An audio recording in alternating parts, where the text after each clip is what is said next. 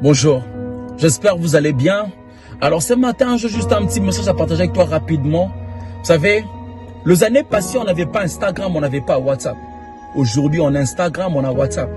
Hier, c'était le coronavirus. J'ai eu même à faire une vidéo sur ça. Aujourd'hui, c'est la Russie et l'Ukraine. On ne sait pas qu'est-ce qui nous attend en 2023. On ne sait pas qu'est-ce qui nous attend en 2024. Mais moi, dans tout ça, ça m'apprend qu'une seule chose, c'est sur le temps. Le monde est en train d'avancer petit à petit vers son temps. Quand je vois tout ce qui se passe dans ce monde, cela me rappelle qu'un jour ce monde prendra fin. Il y a une fin pour toute chose sur cette terre, rien n'est éternel.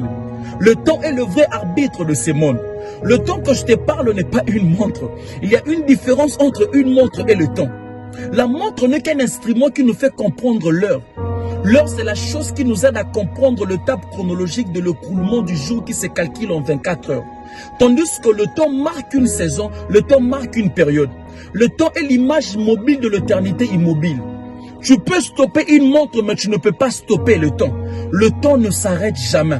La montre t'appartient, mais le temps ne t'appartient pas. La montre, tu peux l'acheter partout, mais on n'achète pas le temps. La montre peut être chère, le temps est gratuit, mais très précieux. La montre peut être en retard, mais le temps n'est jamais en retard. J'aime cette phrase qui dit, le plus grand ennemi dans la vie d'un homme, c'est le temps. Le temps sera le maître de celui qui ne sait pas l'utiliser. Chacun de nous a un temps précis sur cette terre. Rien ne te rassure que tu arriveras en 2023. Voilà pourquoi chaque minute que tu as sur cette terre, utilise-le sagement. Un jour, un homme sage m'a dit, Florie, emploie bien le temps de ta jeunesse, c'est sur quoi repose ton bonheur futur. En réalité, j'ai compris que c'est notre vie qui est en train de tourner. Ne jamais blaguer avec le temps et ne laisse personne blaguer avec ton temps. Il y a deux types de gens dans la vie. Il y a des gens qui te font perdre du temps et il y a des gens qui te font perdre la notion du temps.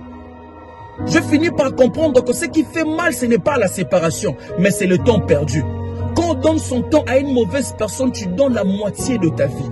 Malheureusement, on ne peut pas rattraper le temps perdu, mais je sais au moins qu'on peut arrêter de perdre son temps. Parce que le temps qui nous reste à vivre est plus important que notre passé. Le temps nous apprend sur la valeur de la vie.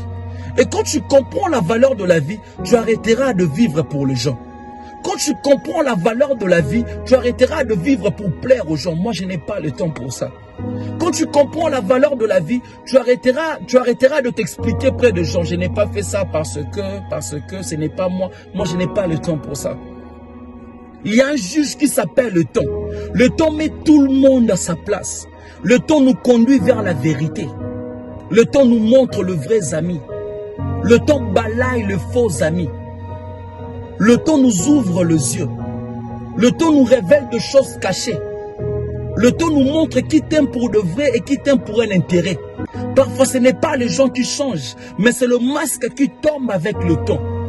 Le temps nous fait comprendre des choses qu'on ne comprenait pas avant. Le meilleur enseignant de la vie s'appelle le temps. Avec le temps, tu découvres qui tu es. Avec le temps, tu découvres des choses cachées en toi. C'est avec le temps qu'on découvre que dans une chenille s'est caché un papillon. C'est avec le temps qu'on découvre que dans une Esther orpheline s'est cachée une reine. C'est avec le temps qu'on découvre que dans un Gédéon peureux s'est caché un vaillant héros. C'est avec le temps qu'on découvre que dans un Joseph esclave s'est caché une promesse. C'est avec le temps qu'on découvre que dans un Moïse qui bégayait s'est caché un libérateur. C'est avec le temps que tu finiras peut-être par comprendre que celui qui te parle maintenant n'est pas un homme comme tout le monde. Le temps est puissant. Dans mon pays, on dit toujours, topé Satan attend. Ne jamais blaguer avec ton temps. Ne jamais blaguer avec le temps. Et pour finir rapidement, j'aimerais juste mettre un point sur la différence entre patienter et perdre son temps. Quand on parle de la patience, quand tu plantes une graine, le jour que tu plantes une graine n'est pas le jour où tu récoltes le fruit. Il faut être patient, chaque chose a son temps. Il y a un temps pour s'aimer, il y a un temps pour récolter. Il y a des choses où le temps apporte lui-même avec. Il y a des choses, c'est-à-dire qu'il y a des choses qui ne peuvent que se faire à son temps, peu importe tes efforts. Dans Habakkuk, la Bible dit que car c'est une prophétie dont le temps est déjà fixé. Mais il y a des choses où nous devons le changer nous-mêmes parce que le temps est déjà là. Voilà pourquoi parfois tu vas remarquer que le temps est en train de passer, mais rien ne change dans notre vie. Parce qu'il y a des choses que le temps est déjà là, c'est toi qui dois les changer. Le temps a déjà toute ta bénédiction, c'est toi qui dois faire le pas vers le temps. Si je te parle comme ça avant de finir, c'est parce que C'est ton temps. Il est temps de commencer quelque chose que tu as toujours voulu commencer. Il est temps de toucher à tes promesses. Il est temps de commencer ces projets-là que tu as toujours voulu commencer. C'est à toi que je parle. Ton temps est déjà là. Il est temps que tu puisses vivre cette vie-là que tu as toujours rêvé de vivre. Il est temps de commencer.